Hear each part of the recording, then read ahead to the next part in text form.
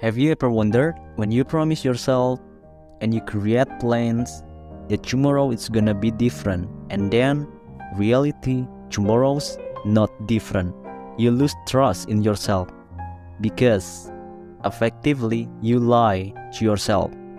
You lose respect in yourself because you're unable to just do simple that you know that you should be doing. People procrastinate even when they know it's bad for them, and even when they want to stop.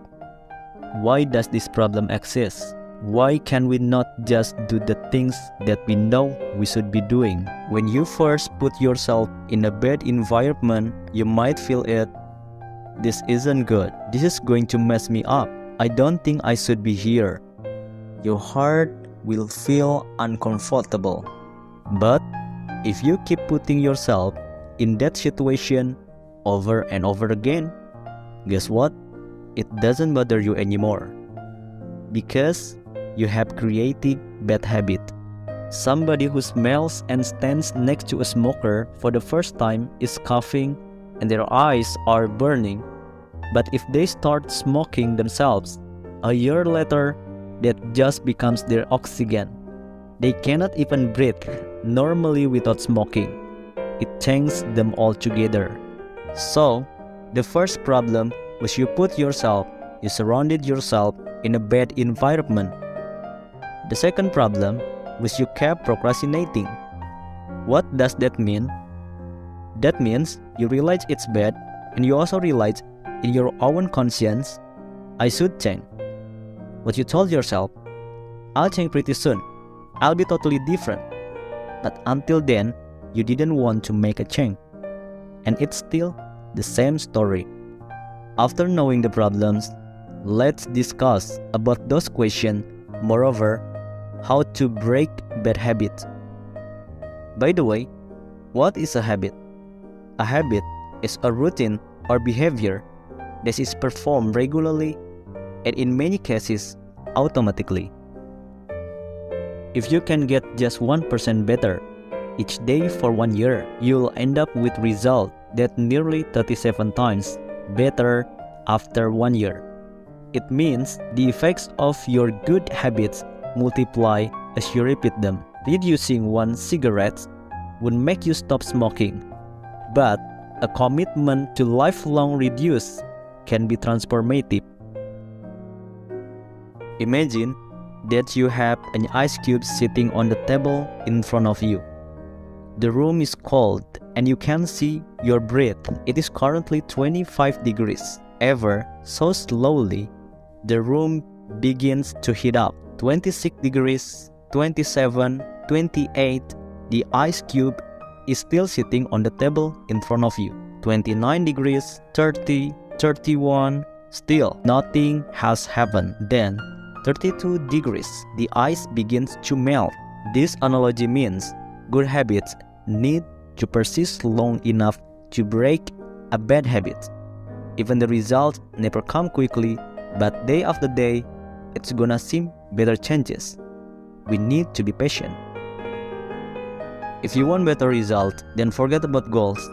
Focus on your system. If you are a musician, your goal might be to play a new piece. Your system is how often you practice, how to tackle difficult measures, and your method for receiving feedback from your instructor. For the question, if we completely ignore our goals and focus only our system, would we still succeed? I think we would.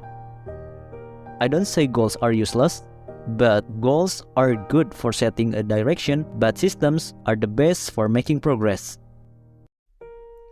Imagine two people resisting a cigarette. When offered a smoke, the first person says, "No, thanks, I'm trying to quit."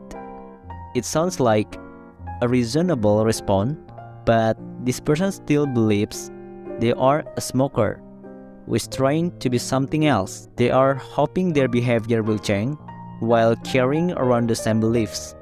The second person declines by saying, "No, thanks, I'm not a smoker." It's a small difference, but this statement signals a shift in identity. Smoking was part of their former life, not their current one. They no longer identity as someone who smokes. Most people don't even consider identity change when they set out to improve. The most effective way to change your habits is to focus not on what you want to achieve, but on who you wish to become. If you want to make a habit a big part of your life, make the cue a big part of your environment.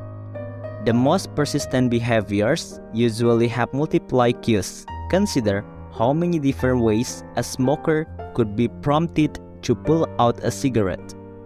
Driving in the car, seeing a friend smoke, feeling stressed at work, and so on. Environment design is powerful not only because it influences how we engage with the world, but also because we rarely do it. Most people live in a world others have created for them, but you can alter the spaces where you live and work to increase your exposure to positive cues and reduce your exposure to negative ones. Empowerment design allows you to take back control and become the architect of your life, be the designer of your world and not merely the consumer of it.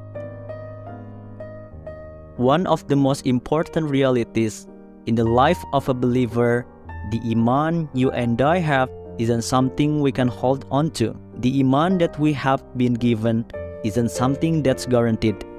So we must make dua. May Allah make us of those who aren't on the bad habits. May Allah protect us, our families, and our loved ones from the bad way. And may Allah make us of those who preserve the iman in our heart. Thank you for watching.